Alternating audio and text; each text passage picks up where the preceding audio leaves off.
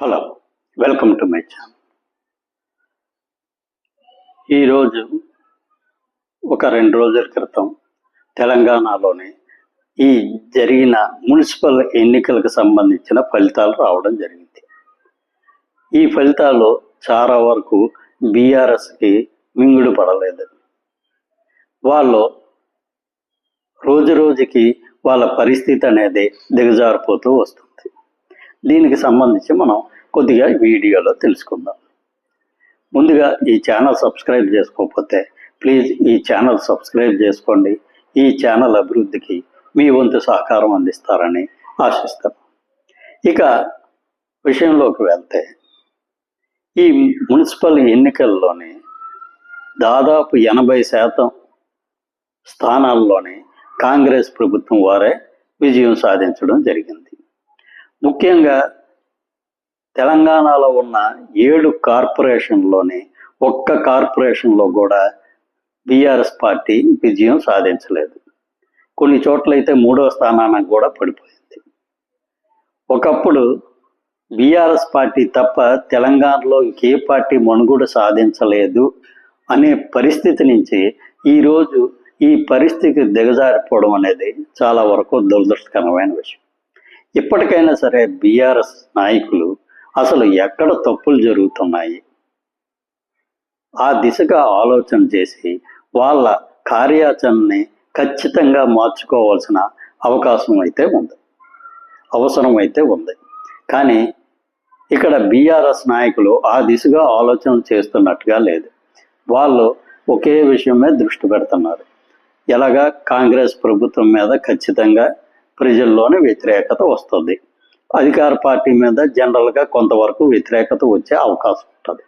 దాన్నే వాళ్ళు దృష్టిలో పెట్టుకొని ఎలాగా కాంగ్రెస్ ప్రభుత్వం మీద వ్యతిరేకత వస్తుంది కాబట్టి ఇంకా మిగిలింది మన పార్టీయే కాబట్టి వచ్చే ఎన్నికల్లో మనమే విజయం సాధిస్తాము అనే ఆలోచన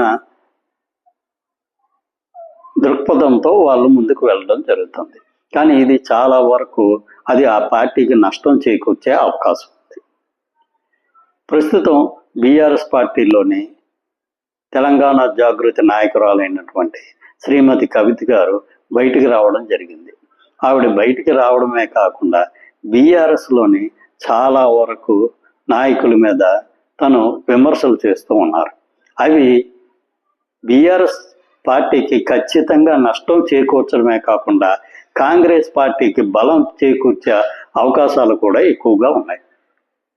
కాబట్టి శ్రీమతి కవిత గారి విషయంలో ఏమైనా సరే తప్పులు జరిగి ఉంటే సేమ్ ఒకే కుటుంబానికి సంబంధించిన వ్యక్తులు కాబట్టి వారు కూర్చొని చర్చించుకొని వాళ్ళ మధ్య ఉన్న పొరపత్యాలని లేకుండా చేసుకుంటే అది భవిష్యత్తులో బీఆర్ఎస్ పార్టీకి ఉపయోగకరంగా ఉండే అవకాశం ఉంది.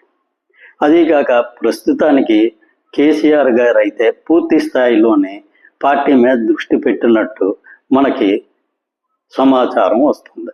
ఎందుకు ఆయన దృష్టి పెట్టలేకపోతున్నారంటే ఆయనకి ఆరోగ్య సమస్యలు ఏమైనా ఉన్నాయా, లేదంటే ఎలాగా కేటీఆర్ గారు హరీష్ గారు చూసుకుంటున్నారు కదా, నేను క్షేత్రస్థాయిలోకి వెళ్ళవలసిన అవసరం లేదని ఆ దిశగా ఆలోచన చేసుకుంటున్నారా అనేది మనకైతే పూర్తి స్థాయిలో సమాచారం లేదు. కాకపోతే ఆయన క్షేత్రస్థాయిలోకి అయితే వెళ్ళడం లేదు, అంతవరకు అయితే నిజం. ఇక్కడ రేవంత్ రెడ్డి గారు ముఖ్యమంత్రిగా ఉన్నా కూడా ఎక్కడ ఏ ఎన్నికలు జరిగినా వాటి మీద పూర్తి స్థాయిలో దృష్టి పెట్టి ఆయన అవసరమైతే క్షేత్రస్థాయికి వరకు కూడా వెళ్ళి ఎలాగైనా సరే కాంగ్రెస్ని గెలిపించే దిశగా నిర్ణయాలు తీసుకోవడం జరుగుతుంది. అదే ఇక్కడ బీఆర్ఎస్లో అయితే శ్రీ చంద్రశేఖరరావు గారు ఆ దిశగా అడుగులు వేయడం జరగట్లేదు. పూర్తిగా పార్టీని కేటీఆర్ గారి మీద హరీష్ రావు గారి మీద వదిలివేయడం జరిగింది.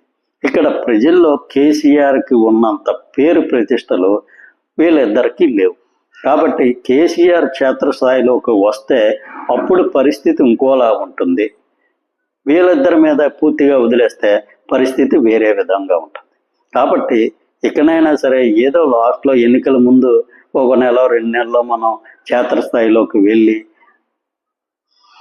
ఎన్నికల్లోని పాలు పంచుకుందాం అని అనుకుంటే అప్పటికి జరగాల్సిన నష్టం పూర్తిగా జరిగిపోయి ఆ తరువాత చేతులు కాలేక ఆకులు పట్టుకునే పరిస్థితి వస్తుంది.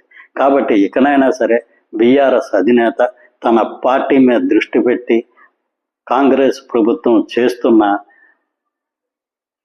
నిర్ణయాల మీద, లేదంటే ఏమైనా ప్రజలకి వ్యతిరేకంగా తీసుకుంటున్న నిర్ణయాల మీద సరైన దిశగా ఆలోచన చేసి ఆయన విమర్శలు చేయడమో లేదంటే నిరసన కార్యక్రమాలు చేపట్టడమో చేస్తేనే అది బీఆర్ఎస్ పార్టీకి భవిష్యత్తులో ఉపయోగకరంగా ఉంటుంది. Thank you. ఈ వీడియో నచ్చినట్లయితే ఈ ఛానల్ సబ్స్క్రైబ్ చేసుకోండి. Thank you very much.